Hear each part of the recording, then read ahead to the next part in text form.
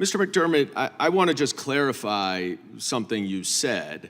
You said earlier on that in Chicago, the gun laws have not worked. I beg to differ. The Everytown gun law rankings that just came out, and I'm happy to introduce this, has Illinois, in terms of its gun law strength, at number 3. California's 1, Massachusetts 2, Illinois 3, my home state of New York 4. The problem with those states is that there is an iron pipeline where guns that are manufactured outside of those states are trafficked into those states.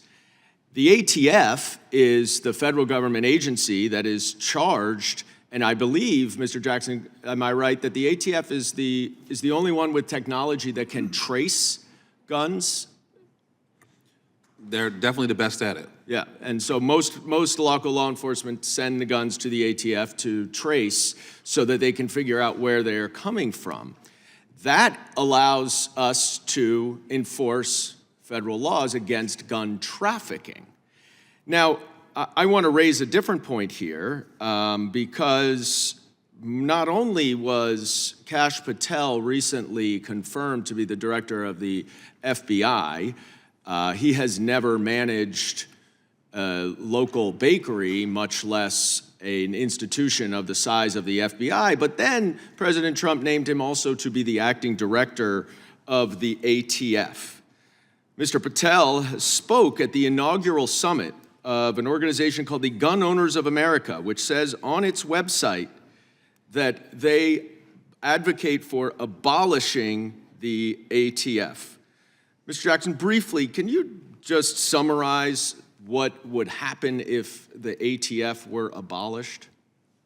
I mean, we would lose the ability to federally enforce rogue gun dealers, to focus on disrupting problematic iron pipelines, as you spoke of. There's multiple across the country. To prosecute gun traffickers. It would greatly handicap our background check system and our ability to identify and frankly deny dangerous sales of firearms. And most importantly, it will strip us of the ability to look out for emerging threats. We know that there are things like Glock switches and innovations that are happening every day that are making weapons more deadly. Ghost guns as well.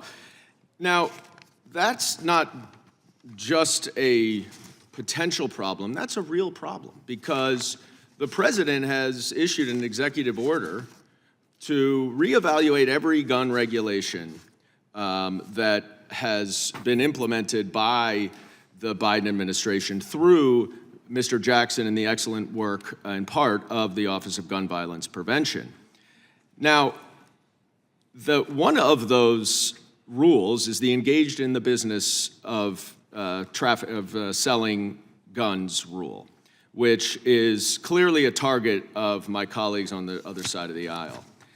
And it's pretty remarkable to me because that rule, which is often referred to as the zero tolerance policy, revokes federal firearm licenses for people who, one, willfully transfer a firearm to a prohibited person, someone who the law says is not allowed to own a gun.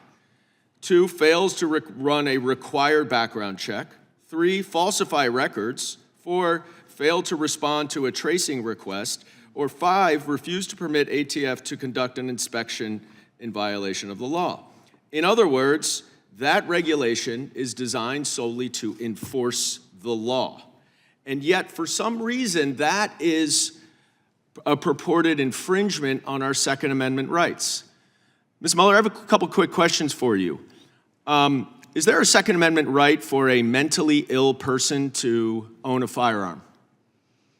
There isn't one that isn't. Is there a Second Amendment right for, I just have a little time, for someone convicted of or with an outstanding order from domestic violence to own a gun? Repeat the question, please. Can someone who has committed domestic violence own a gun? Is there a Second Amendment right? Gentleman's time has expired. You may No, answer sir. the question if you can. Thank you. No, sir. No, there's not.